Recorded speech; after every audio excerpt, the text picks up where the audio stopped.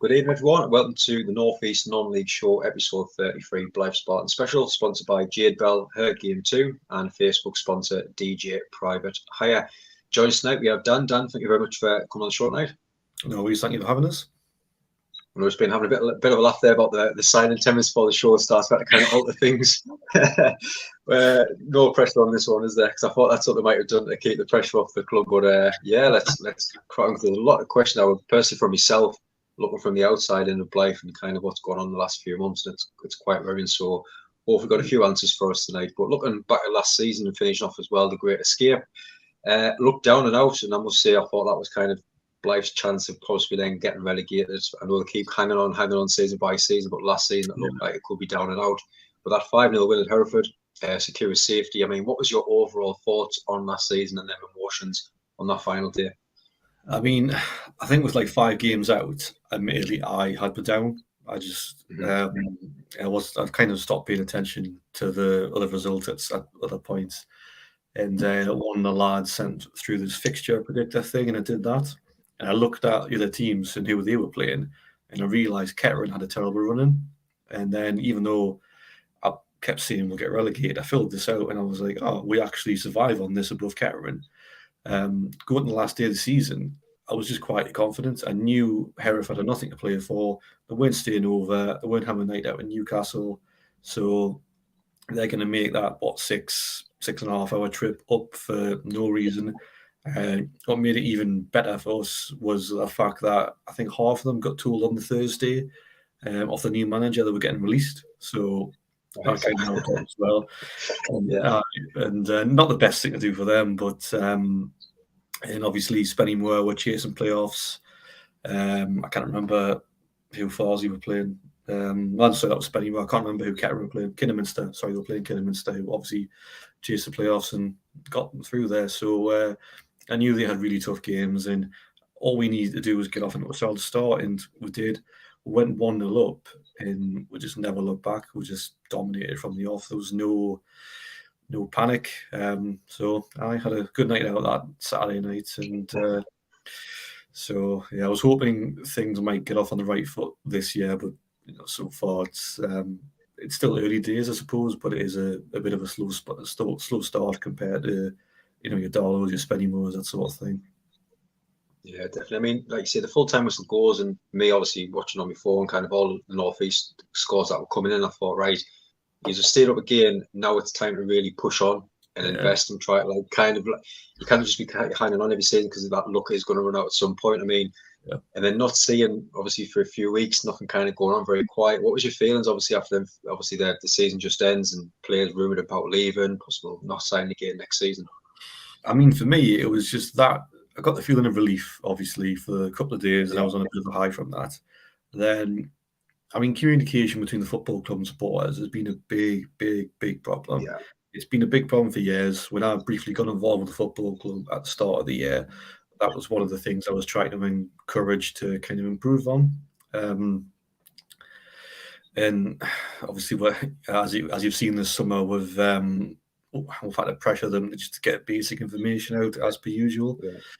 I mean, the return list came out. There was a couple of players that we offered deals to, admittedly, Michael Richardson, never been a huge fan of him. Cedric Main, I wasn't the biggest fan of him. And then when I saw him getting moved to York, I was a bit confused. Yeah. Especially when I listened to their manager talk about him and say he was really impressive in the game when Blyth played York. And I was thinking, well, that was a 5-0 defeat where we didn't get the ball past the halfway line. So I don't quite know how you could be impressed by him that night. I think, just talk a bit of waffle there. But, I mean, obviously got to lose Toby Lees. I know travel's an issue. I get that where, we're I don't know what, an hour in a bit north of Spennymoor and Darlington. I understand that. And obviously Louis McNall's still sort of there, maybe, not totally sure. But no, I mean, I was happy with that. But then I was obviously expecting some new faces coming in. Had a slow start last summer as well, I should say. And then the signings aren't coming, and you sort of have to panic a little bit. And then there's a few players that I talked about and posted about that probably be decent free agents. And then it was good that. I was speaking to the odd person in the know, and I was like, he's going here, he's retiring, he's doing this. And I was like, oh God, like the whittle down. And then obviously, with we brought obviously JJ Hooper in tonight, which we'll obviously get onto later, but obviously only brought Harrison in so far. But admittedly, I would have liked to think would be further along by now with transfers, obviously. There's a lot of bigger name players who have been signed up by teams, and we're kind of, as per usual, because our budget's a smaller one, trying to find the best deals from the players that are like available, if that makes sense. So it's hard work as ever. And it is, isn't it? Mason just asking that, I'm going to touch on JJ Hooper later. I mean, what's your kind of thoughts on JJ Hooper that you've seen over the few games against possibly the North East? Have you seen over games, South Shields and stuff like that? I'm going to be honest, I've got a bit of a biased view because I've signed him on Football Manager for years as a free agent. So I've always liked him on that. I mean, as an actual footballer, I mean, you can't deny that he's solid. For this level, he's fantastic. He's probably a conference player. Over the last sort of half an hour, 45 minutes, I've had messages of people from obviously Shields, Gloucester, a couple of other people who've mentioned, possibly an odd attitude issue here, blah, blah, blah. But I don't know. I mean, I look at his record when he played with Graham Fenton at South Shields. So, and he was playing regularly. He was getting the goals. So I'm hoping he can replicate that. But we'll wait and see. I mean, at the minute, as Blyth, beggars can't be choosers. And I think for a forward, a striker, whatever you want to call him, he's probably one of the better ones that we're going to be able to get, I suppose, anyway. Yeah, no, definitely. And getting back to some, obviously, the kit launch, and by the way, shirt, absolutely fantastic. The way shirt, absolutely love it. And then he said the retain list comes out, 9 under contract, few in talks, 5 leave, 4 go out of the Prairie clubs. And the list goes on. Obviously, Lee's joins Vidalo, but the one situation that kind of stood out myself was the Buddle. I know he's been on the show. Yes. And had a few chats about kind of what was going on, but obviously a few players left and had this full page of thanks and what they've played at, what the highlights have been and stuff like that, and it was just like, thanks Nathan Buddle and goodbye.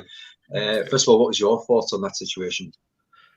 I mean, I don't want to say speechless, but as a fan, I was embarrassed. I thought it was just disgusting, to be honest with you. If you're a player who is looking at Blyth or possibly looking to come to Blyth, and you see that a player get treated like that, you're probably going to think, don't know if I like that treatment, that sort of thing. I know there was a long-term discussion, legal issues, whatever.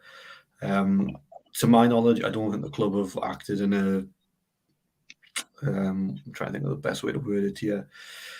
The club have just been a mess over it, really. They've been, I don't know.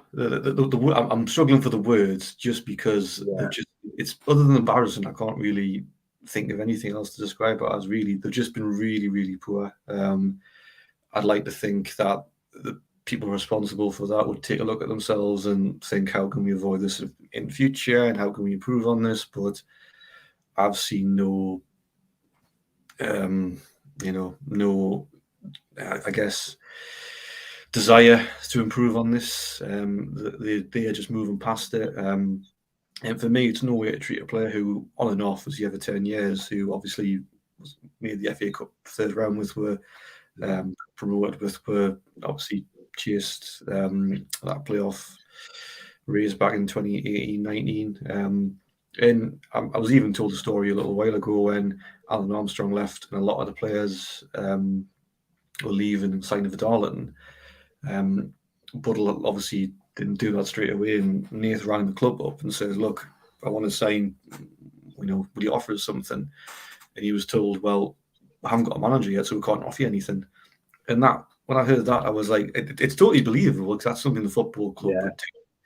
But it was I'm sure we touched on the show, actually. No, you mentioned it, yeah. Mm-hmm. Well, there we go. I mean, it was just a case of like, how can you? It's Nathan Buddle. Just offer him, like, he's one of the top centre backs. You know what his wage range is going to be. Just offer him something at least. And any manager coming in to Nathan Buddle's going to be happy with them.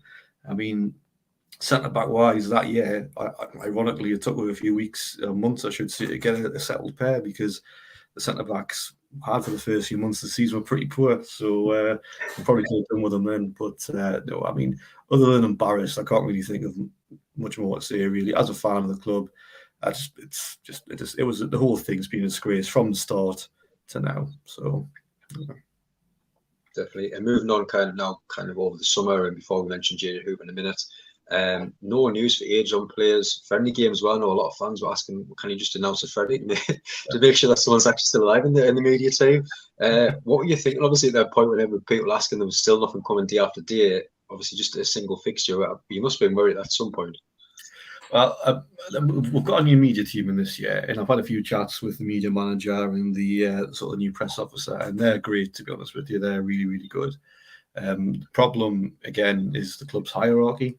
There's no desire to communicate with fans. I mean, if it was me, end of this season, I would have come out with a press release just basically saying, obviously, apologising for the poor season, acknowledging where the club's flaws are, I should say, and just kind of putting something out there saying, look, we want to do better, we want to improve, we want you know, as supporters to give us feedback to help us improve and and move on together as a club.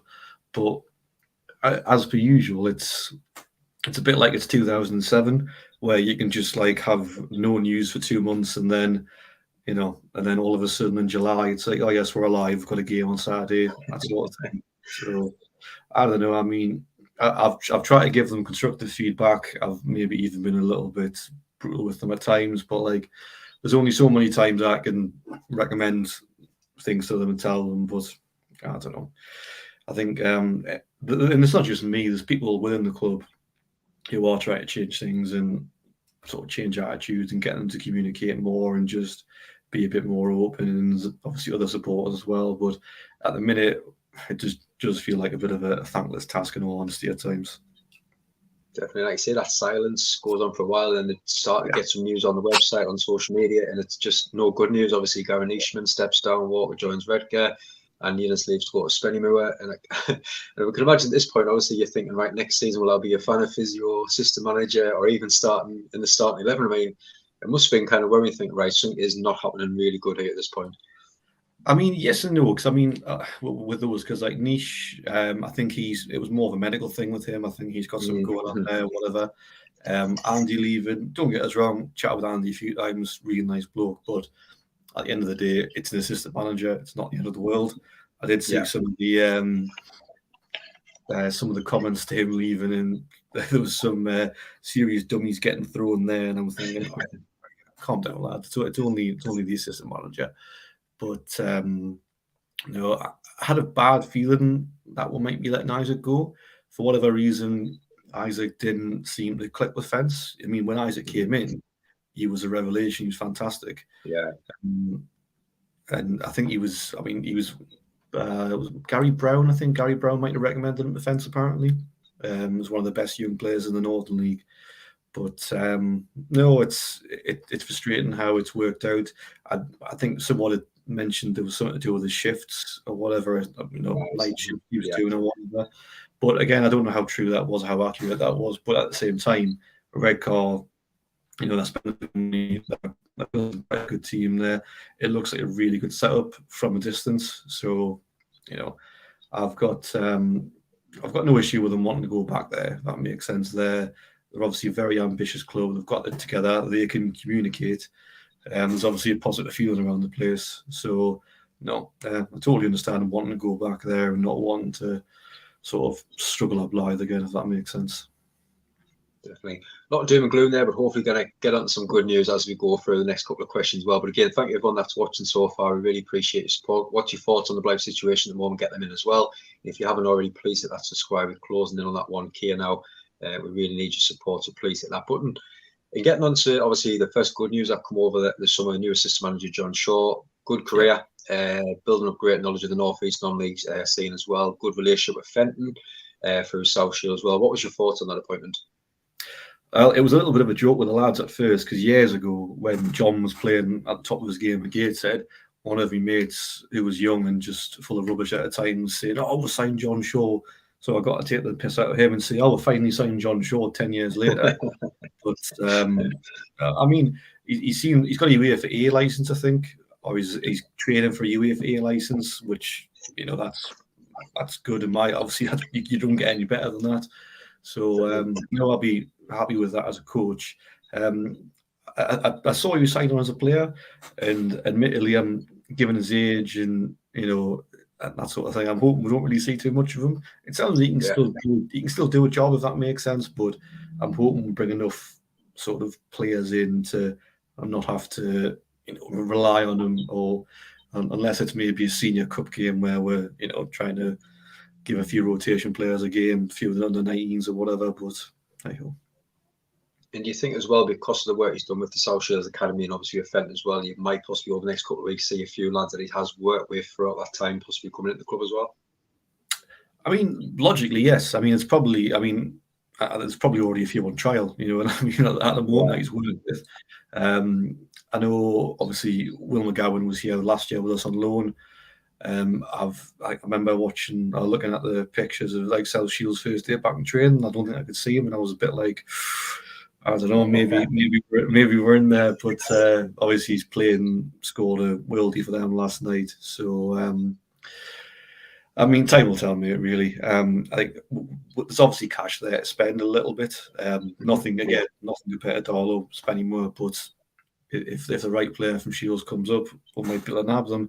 They're going to have a decent pool of players, if that makes sense. So even if we have to loan a couple of lads from them, I'll not be devastated. Yeah. I mean, I don't mean the likes of, no disrespect to Sam Hodgson, but like youngsters like him who weren't getting the game. I mean, first teamers who have got a good pedigree and maybe on getting a go in the first team, if that makes sense. But I don't know. I mean, I think most of South Shields youngsters are either contracted somewhere or they're settled in the first team, like Will McGowan's, that sort of thing. So we'll see. I mean, it's probably a bit too early to guess at, but I do think John can attract players. Obviously, Graham can attract players as well, but they've both got their own sort of talent pools, if that makes sense, and they'll have different contacts. So, I mean, I think it's getting John in is, in the long run, I think it's going to work out quite well for us. So.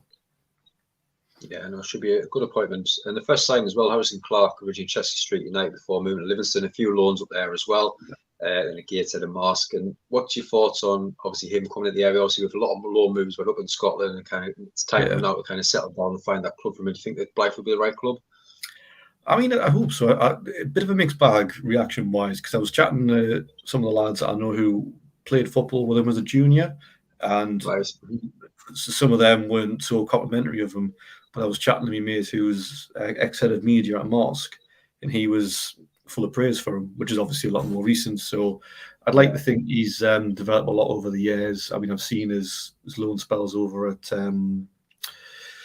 throughout Scotland. So, I mean, my opinion, Scottish football isn't exactly very complimentary. Except we've at Blyth over the years, we've had players come straight in from the SPL and have been absolutely terrible. So, it's always a bit of a lottery when you're getting players in from Scottish football. But who knows? Who knows, mate? Yeah, and I imagine obviously, yes, JJ Hooper's now signed a deal, but the training at the moment, it's going to be players, as you say, that two lads are looking at bringing in, and it's going to be from that first game pre-season. It's going to be a lot of trialists named on that team sheet, isn't it? Yeah. As a fan, when you kind of see other teams that's now settled with squads and possibly less trialists playing, is there very few in pre-season seeing the trialists, or do you kind of expect it to Blyth? No, I mean, I've seen, again, people whinging the fact that we're going to have trialists. I mean, obviously, I'd like to have more first-team players in, established and ready to go, no doubt about that. But the idea of seeing trialists doesn't worry me at all. If anything, the more trialists you get in, it's better for training. And obviously, you can rotate in friendlies. There was one training session I went to when we had a spare game on a Saturday last July for some weird reason. And they were bringing, I think Terry Mitchell was bringing in like kids from the Newcastle Foundation because he didn't have enough trialists to play an 11-a-side game. And like some of these kids were really not up to standard, and I'm watching it and thinking, Jesus Christ, like what on earth's going on? So even if some of these lads are just coming in around off numbers. Understand that obviously they'll be getting a bit of game time at North Shields, Blyth Town, and as the weeks go on, I'd like to think we'll kind of filter through, if that makes sense. I know we've got offers in for a couple of players. I have no idea who they are, but I think they're probably well-known or experienced players. So again, it's just a waiting game at the minute. I'd love, like I mentioned before, I'd love everything to be settled now. Everyone's signed up, but in previous years when that's happened, we've obviously had Lee Clark in charge, and we've just signed up anybody. Nearly, should have been relegated. And years ago, when Steve Cookie did the same thing, we did get relegated. So I don't know. I'd rather wait and get the right players in all honesty, or the best players we can afford to get in, I should say. Definitely. And looking back to mid-June and the Fenton statement, obviously a lot of fans frustrated with nothing coming out of the club, and fair play, he came out and had a statement on the website, and just some of the words that we looking at it, and obviously very slow, unfortunately, hopefully irons in the fire, difficult to complete, inflated market, hoping, and reading it as a Newcastle fan, kind of reminds us a little bit of Steve Bruce towards the end when he was trying his hardest to get deals, but kind of aiming that shot at Ashley. And in a way of reading it, I was kind of thinking, is he saying this, not mentioning names, but probably framing this higher up there to the chairman? I mean, what was your thoughts as a fan seeing it? I mean, you probably aren't a million miles off, in all honesty. I know the statement took a few days to come out because I think there was a series of meetings where they were discussing the wording of it and all sorts of things like that. So, you probably aren't too far off. I mean, yeah, but our budget's one of the smallest ones about. Well, compared to Shields, Spenny, Darlow. One of the frustrations I've got with the club is they don't do loads to kind of expand upon it, if that makes sense. And don't get us wrong, the football club, the chairman will foot the bill. I understand that, but at the same time, I mean, this year we're going into a season, we haven't got a sleeve sponsor. That's what, 3, 4, 5 grand. I read about the other day we had an issue where we hadn't been invoicing advertising board sponsors, which is another couple of grand. I mean, you see Darlow do this boost the budget thing every year. It's brilliant. We've sort of got our own version of that, but it's so underutilized. It's so just lazily done. And there was a point a few months ago where they just wouldn't announce the winners of these prizes, and then 1 month you'd have like 4 months worth of winners. So as supporters, obviously, we'd love to find a way to contribute to the budget directly, of course, not just the club finances, but it feels a little bit like the club aren't interested, if that makes sense, or they don't see a problem with the current scheme they've got. So, I don't know. It's frustrating because I know me personally, I've given them some draft schemes over the last few months and over the last couple of years, and it's just the attitude is, that looks a little bit like too much hard work, and it really isn't. So, I don't know. It's getting me frustrated, actually. Listen to you, you're offering the club help and they're just not taking it. And that kind of ties into the next question with Tony Platten as well. Obviously, with what happened last season, how slow it's been now. Yes, Fenton's came out and given a statement. Do you think it's time that he came out and kind of said, right, this is what our plans are for next season? Just a little bit direction, a bit hope for the fans now, do you think? I mean, I think we've needed that, not just this summer, but we've needed that for the last couple of years. Yeah. I mean, having worked with them a little bit, like I said on our own podcast the other day, as individuals, they aren't horrible people, you know what I mean? They're not what some people make them out to be. But when it comes to running the football club, I do think that maybe they're behind the times. It's a weird one for me because I know they foot the bill.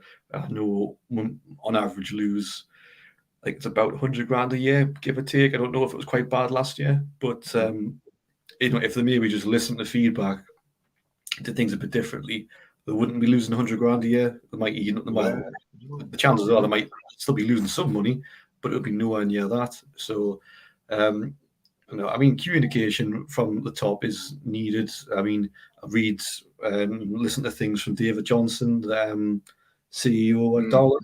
He comes out with some really, really good stuff.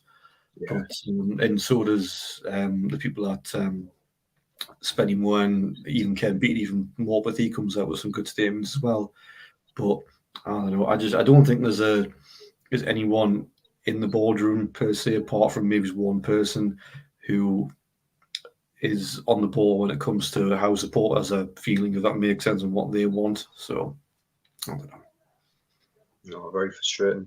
Before we get the last few questions about some of the work you're doing with obviously your podcast as well in the Green Army, again, I just want to say a massive thank you everyone that's been watching content show throughout the night. And again, if you haven't already, please hit that subscribe button as we close in on that 1K subscribers as well.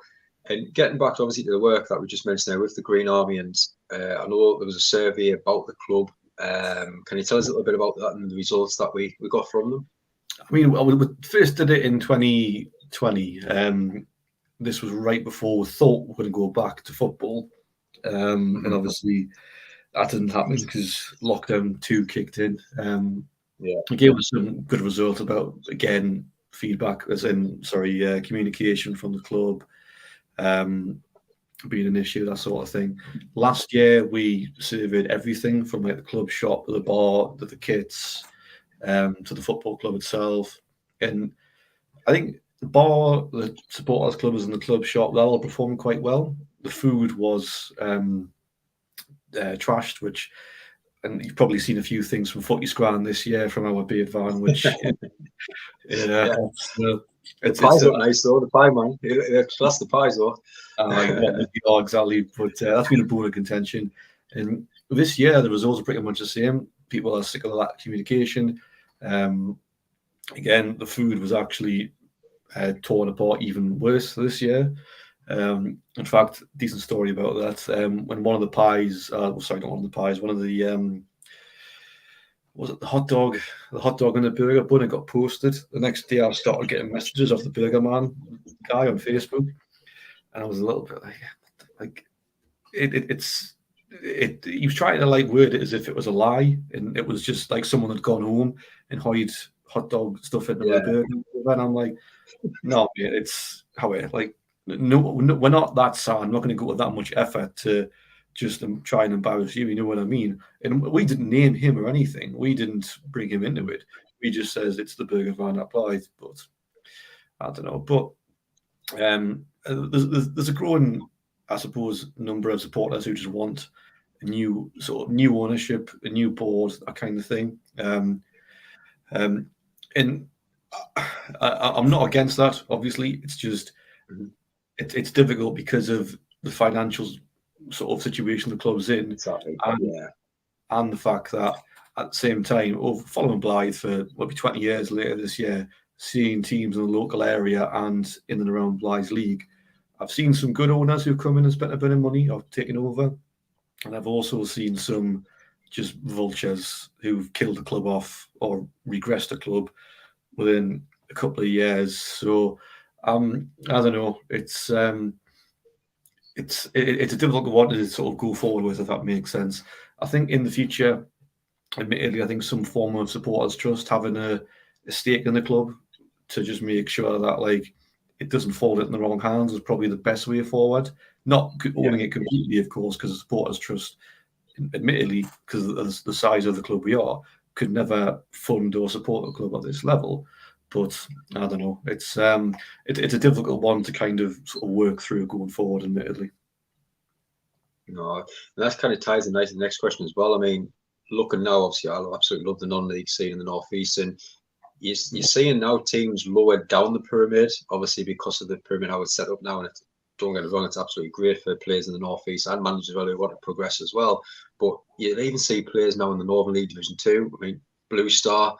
Blyth Town as well, that's signing players, and I mean you kind of see them teams not right down, but down that pyramid, who could actually probably still do a job at Blyth's level. You kind of think, well, what's actually going on there? It's crazy the amount of money or possible how contacts and work now in the North East, isn't it?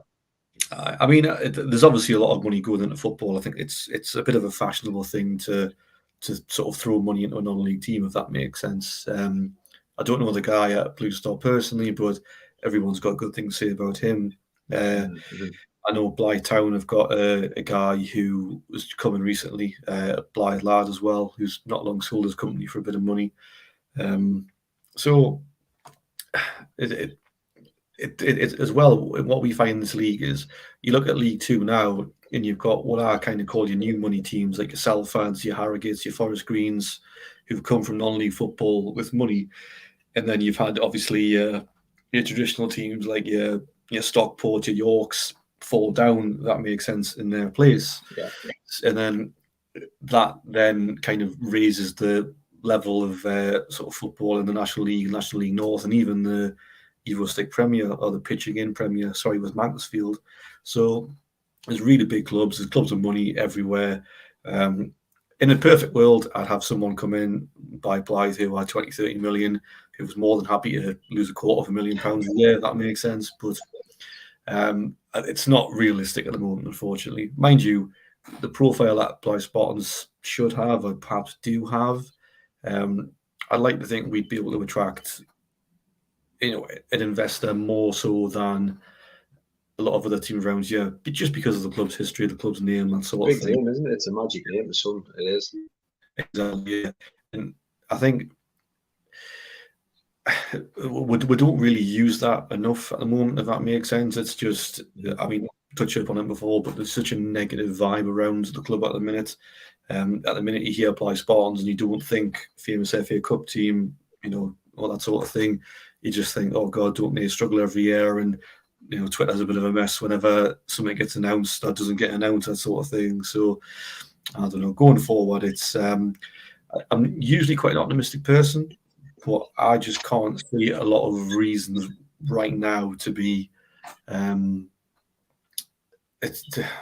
encourage people to come to Blyth, if that makes sense. I think this year you're going to have the crowds will probably be a bit smaller, and you're just going to have your hardcore, I suppose, your hardcore, and a couple of extras. It's just at the moment. I mean, obviously, we bring some players in who are who've got some experience at this level or the higher level, or the sort of hot prospects from 23s to 21s level. Then that might change, but I don't know, until we can get a settled squad that looks good on paper, at least.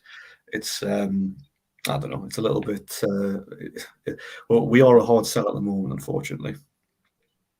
Yeah, getting back to the Hooper signing now, and I know I've just been looking at a few transfers kind of before I came on the show. I don't know if you've seen that the show Kenobi, Dover and Dulwich are announcing at the same time that a signed for the club. What a transfer saga that was. I've seen that just before seeing the Hooper as well. So hopefully nothing like that down at Blyth over the next few weeks. But Ginger Hooper comes in, and you're just hoping now, right, we've signed one today. It would just be massive and so nice for yourself and the fans, kind of, right, one more tomorrow, one more the weekend. You just having one a day for the next couple of days of a good player coming in. It would just build that confidence and for your fans, wouldn't it? Yeah, I mean, like I say, I know we've got offers in for players. Again, I don't know who they are, how good they are, but I just know there's offers in. So I'd like to think by knowing that we've got offers in, that'll mean we've got offers in for good players who are playing higher at the pyramid, or have played higher at the pyramid, or again are well established. I think there is still some talent in the Northern League, in even the Eurostic leagues below. But getting hold of them is quite tricky, because obviously you see Aidan Rutledge this year, he goes to Gateshead, he gets a decent deal for himself. So, and I don't know. It's just I don't think our fans would react very well to Northern League players, because over the years we've brought just Northern League players in to sort of fill a space in the squad, if that makes sense. Yeah. And people don't want that. People want, they see who's spending more sign, they see who's talent sign, and they want those sort of players, which is totally understandable, because we're a Conference North team and we should be getting Conference North players. But you never know. But like I say, you look at it as well, and you just mentioned there, Conference North, and you just know there's always that one team who has a good season, and it happens to Blyth, you end up in the conference one division below the Football League, and I think that's the most frustrating thing, where a bad season obviously will go the other way, but one good season and you're up them levels again, aren't you? It's crazy when you look at it, really. I mean, being honest, I think this year my expectations or my hopes are just have a boring mid-table season where we don't leave 12th, 13th, 14th, nothing happens. I mean, I worked it out the other month, but I can't remember it now. Every year, Blyth have either been chasing promotion, getting promoted, or just trying to avoid relegation. We've not had a boring mid-table season since, I think, 2009-10. So that's how long it's been. So I just want boring mid-table mediocrity, no relegation fears, and then hopefully build a base from the squad we'll hopefully have this year to then say, right, how can we look at trying to build a team that's going to go and kick on and try and challenge towards the playoffs. But that's me in a bit of a dream world. But who knows? And despite the slow summer, obviously, we just chatted before the show, how excited are you to be back? Obviously, get to the football matches and waiting for the next season to start now. On a social aspect, yeah, excited to be there on Saturday, just see my mates, like see people from the club and just have a day out and have a couple of drinks and crack on. I'm excited for this Saturday just so I can see the trialists and kind of work out who they are, because the first game or two pre-season, you're always trying to like work out who people are, and you always see the odd one that you maybe expect, and you see the odd one of like, who the hell are you? Like, where is it you? But like in the non-league football, it's a marvel. You think you know what's going to happen in terms of players and that sort of thing, and then I don't know. And we've been asking kind of the people that's been on the club shows over the last few weeks, the league prediction. And I mean, what's we just chatted about there? Obviously, hoping where you would finish. Well, I mean, where do you think that they will actually finish next season? It's honestly right now it's impossible, I guess. Ask us in a month's time, and I'll be able to give you a definite answer. But right now, Christ, you can't really ignore it. Unfortunately, I can only at the minute see we're struggling in a relegation battle. But if we do bring some established players in who are capable at this level, or if they're not capable, they're younger players who are going to kick on and develop with exposure at this level. Again, honestly, I do think we can just get a mid-table side and a mid-table position, not have to worry about relegation. There's a couple of teams in this league like Rushall. I think their budget's tiny. I don't think they're going to do very well. Banbury United, I think second season syndrome's going to hit them this year. Farsley, giving Clayton Donaldson the job there, don't quite see why they've done that. I don't think that's going to end very well. And there's probably a couple more that are going to struggle. Bishop Stortford, because obviously they're spending that much on travel apparently. So I think they're going to struggle. As well, Peterborough Sports, I think they're going to struggle again this year because they've retained some of their core players, but I think they're a very weird club. Peterborough Sports have got a new owner now. There's been a bit of a turnaround in players. They've even changed their club badge, club colours, and all sorts. So I don't know. I don't think Peterborough Sports is the most stable of situations in the league. So I don't know. It sounds horrible to say, but I'm hoping second season syndrome hits them and they go down, because being to their ground last year, Jesus Christ. I mean, I'll go anywhere following Blyth, but it's not a place I'd like to visit, and hopefully I won't have to make many more visits there. No, but Dan, honestly, thank you so much for coming to the show tonight. And like I say, from myself, I wish you the very best and the club next season. Hopefully, a nice, comfortable season for yourself. No end of season dramas. That's awesome. Thank you for having us. Cheers. No problem. I know you've got a big show coming up with a former player coming as well. Do you want to tell us a little bit about that before we go as well? Yeah, so we've got Jordan Watson on the Green Army podcast on Sunday. Well, we're recording it then. If I can edit it in time, it'll be out Sunday night, but I can't edit very well, so it'll probably be Monday at some point. But obviously, Jordan's come through at Sunderland in quite an interesting sort of time. He's played with loads of ex-Blyth players, and of course, he's similar to Buds. He's obviously got the third round got promoted with us, so I'm hoping he's going to have some good stories. I've asked some of our players for stories on him, Buds being one of them. The story Buds gave us I can't use because it's just horrible. And Reese was like, I can't give you anything that's like a PG. So I'm thinking, Jesus Christ, give us something. But I'll probably get something out of them before the weekend. Excellent. No, I can't wait to listen to that one. And next up on the show, Sunday at 8:15, we have a Gateshead special. Dan and Emilio's coming on to talk about Gateshead, kind of their summer and the host for next season as well. So come back and get tuned in for that one. But again, thank you everyone that's so much for watching again tonight. We really appreciate your support throughout. If you haven't already, please hit that subscribe button as well. But no, thank you everyone for watching. And Dan, I hope you enjoy the rest of your night as well. Cheers, mate. You too. Thank you.